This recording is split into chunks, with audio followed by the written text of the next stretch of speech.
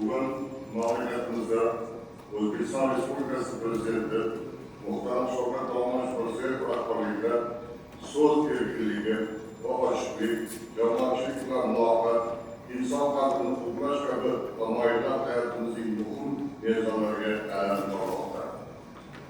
Ommaviy axborot vositalariga munosabat ham tubdan o'zgardi. Bu yangi ishlar, yangilanishlar tabiiyki matbuot zimmasiga nafaqat keng imkoniyat bilan birga katta mas'uliyat ham yuklaydi. Bugungi xalqaro ilmiy amaliy konferensiyani yurtimizda kechayotgan ana shunday hayotbaxsh o'zgarishlarning mantiqiy davomi desam aslo mubolag'a bo'lmaydi. Muhtaram Prezidentimiz 2025 yil 17-oktyabr kuni xuddi shu zalda O'zbekiston Respublikasi faollari bilan uchrashuvda shunday degan edilar: axborot kommunikatsiyalari shiddat bilan rivojlanib borayotgan hozirgi davrda odamlarga ishonchli ma'lumotlarni o'z vaqtida to'g'ri yetkazish juda muhim. Yasir uyushmalarda buning uchun imkoniyat ham, sharoit ham, salohiyat ham yetarli aytdilar. Eng katta auditoriyaga ega bo'lgan kasb uyushmalari halol va fidoyi mehnatni targ'ib qilish hamda mehnat munosabatlarida qonuniylikni ta'minlashga oid axborotlarni jamoatchilikka bilinchlardan bo'lib yetkazib berishi kerak deb aytgan edilar. Bu fikrlar biz uchun dastur amal bo'lib xizmat qiladi va kasb uyushmalari tizimi oldiga aniq hamda dolzarb vazifalarni qo'yapti. Ya'ni biz mehnatkashlar huquqini himoya qiladigan tuzumlardan emasmiz. Biz ishonchli so'z, haqqoniy munosabat, jamoatchilik oldidagi mas'uliyatni ham zimmamizga olgan tizim mas'ullarimiz. Ijozatlaringiz bilan bugungi media anjumanga tashrif bergan mamlakatimizning ommaviy axborot vositalari, media olamining hurmatli namoyandalari va mas'ullari bilan sizlarni tanishtirib o'taman. O'zbekiston Respublikasi Prezidenti Administratsiyasi kommunikatsiyalar departamenti rahbari, O'zbekiston Respublikasi Prezidentining matbuot kotibi Sherzod Asadov. O'zbekiston Respublikasi Xizmat ko'rsatgan yoshlar gvardiya, O'zbekiston Milliy axborot agentligi direktori senator Abdusaid Kushimov. Milliy televideniye kompaniya raisi Abdurashid Abdullahovning so'zlari. İnsan hukuku bo'yicha Milliy markaz rahbari akademik Ahmadxonlar Husaynov. O'zbekiston Yozuvchilar uyushmasi raisi, O'zbekiston xalq yozuvchisi senator Sirajiddin Said. O'zbekiston Respublikasi Oliy Majlisi Senatining fan, ta'lim va sog'liqni saqlash masalalari qo'mitasi raisi Bahrom Ismoilovich Abdullayev. O'zbekiston Respublikasi Oliy Majlisi Qonunchilik palatasining demokratik institutlar va fuqarolar jamiyatini rivojlantirish masalalari qo'mitasi raisi Gulruh Anvarning a'zolari. O'zbekiston jurnalistika va ommaviy kommunikatsiyalar universiteti rektori professor Sherzod Qudratxo'ja. O'zbekiston jurnalistlar uyushmasi raisi vazifasini bajaruvchi Shuhrat Olish. Yangi O'zbekiston va Pravda va So'ka gazetalar bosh muharriri Sonimdaniyor. Xalq so'zi va Narodniy slovo gazetalari bosh muharriri o'rinbosari Shuhrat Jabborov.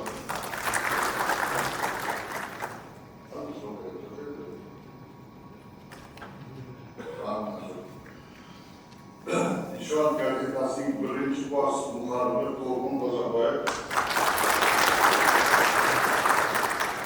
İşonch Naveli gazetalariga 1994 yil, 1998 yillarda rahbarlik qilgan Saidakrom Saidvaliyev, 2006-2010 yillarda rahbariyat bosh muharriri bo'lgan Abduxoliq gazetalarning 2014-18 yillardagi rahbari Jahongir Sharifboyev, matbuotimiz fidoyilari İsmat Qo'shiq, Valer Belikov, Vani Maqayev, Borisdan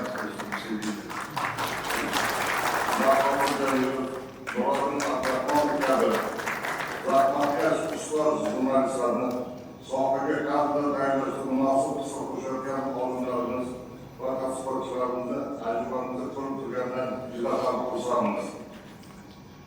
Shu bilan birga Qozog'iston, Qirg'iziston, Tojikiston va Ozarbayjon respublikalari hamda Turkiyadan tashrif buyurgan mehmonlarimizga o'zimizning chuqur minnatdorchiligimizni bildiramiz.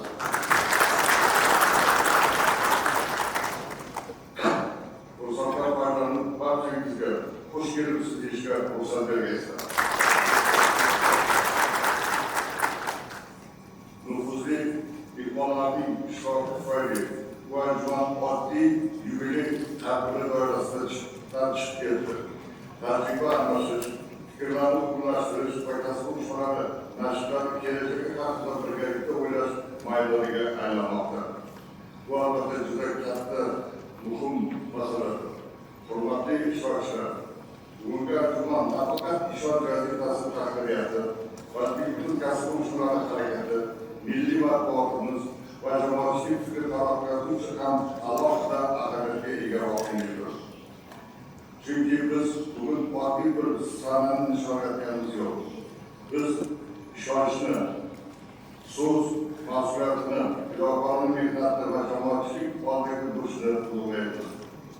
Ma'lumki, Ishonch gazetasining ilk soni 1991-yil 21-mart kuni nashr etilgan edi. Shu vaqtdan buyon uning 5500 dan ortiq sonli o'quvchilar o'rniga yetib bordi.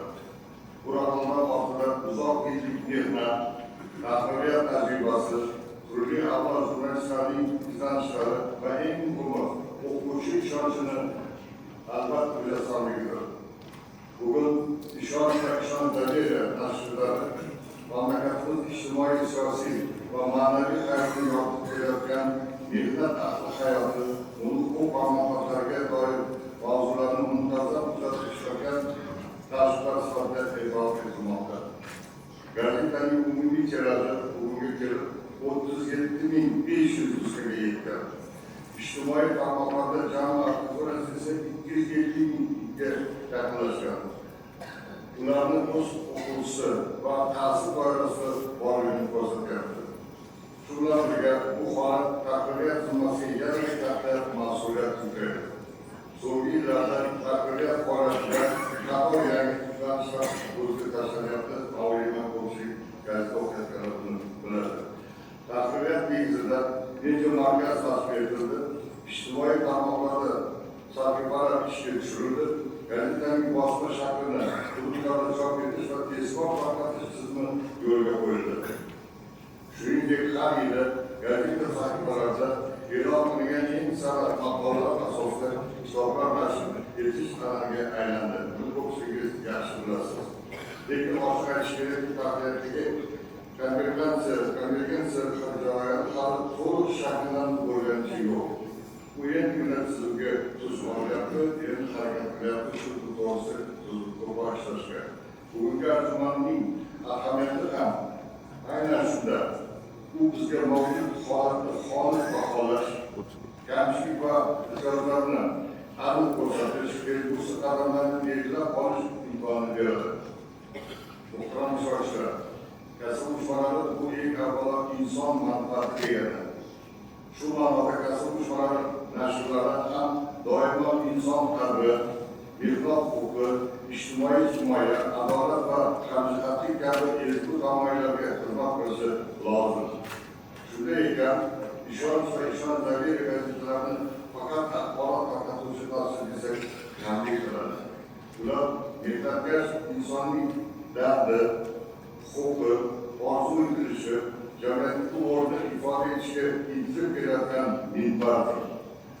Bugungi xalqaro ilmiy amaliy konferensiyamiz ham Ejiz kasb uyushmalari nashrlari transformatsiya sharoitida konvergensiya sari yo'l deb atalmagan.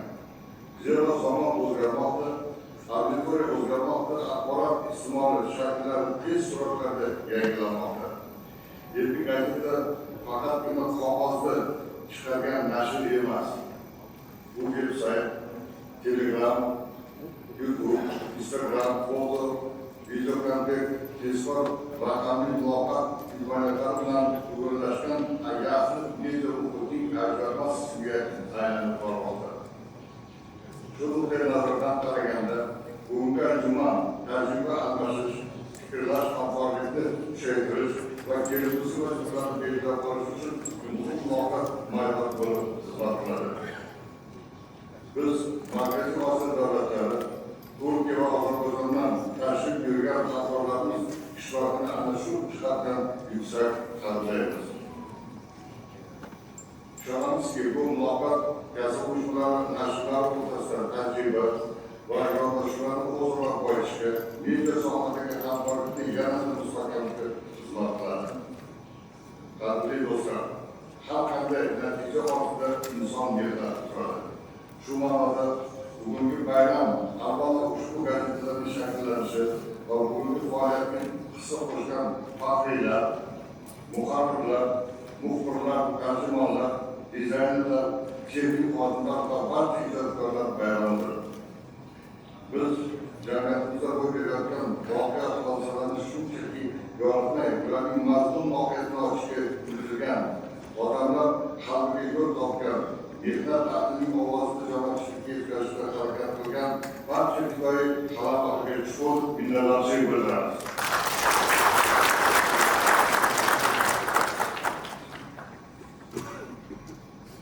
Ana shu xizmatlarni munosib qadrlash maqsadida bugun tarbiyat xodimlari, faxriylar va soha rivojiga munosib hissa qo'shgan bir qator insonlar taqdirlanadi.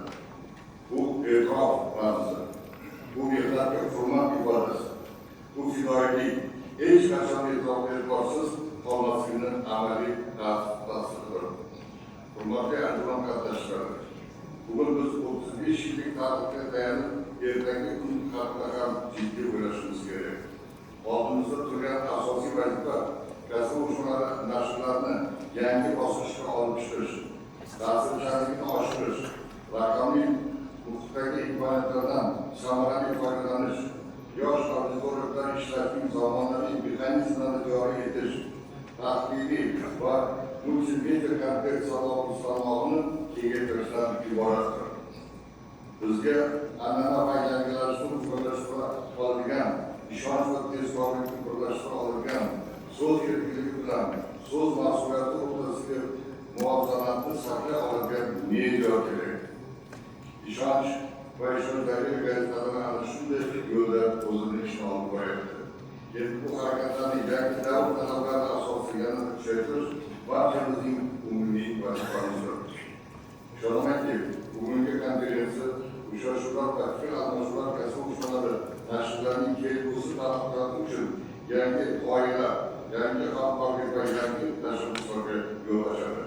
Fursatdan foydalanib, ishonch va ishonchli gazetalari jamoasini, ularning barcha faxriylari va bugun mehnat qilib kelayotgan xodimlarni, ushbu nashr atrofida birlashgan minglab o'quvchilarni, hamkor tashkilotlar va barcha media vakillarini yana bir bor samimiy qutlayman.